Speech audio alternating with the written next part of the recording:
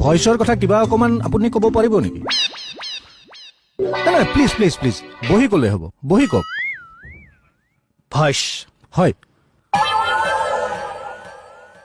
Actually কথাটো কেনেকুৱা ধৰণৰ হয়, অসমৰ আমাৰ জনসংখ্যা কিমান, হাউ মেনি পপুলাৰিটি ইন আছাম।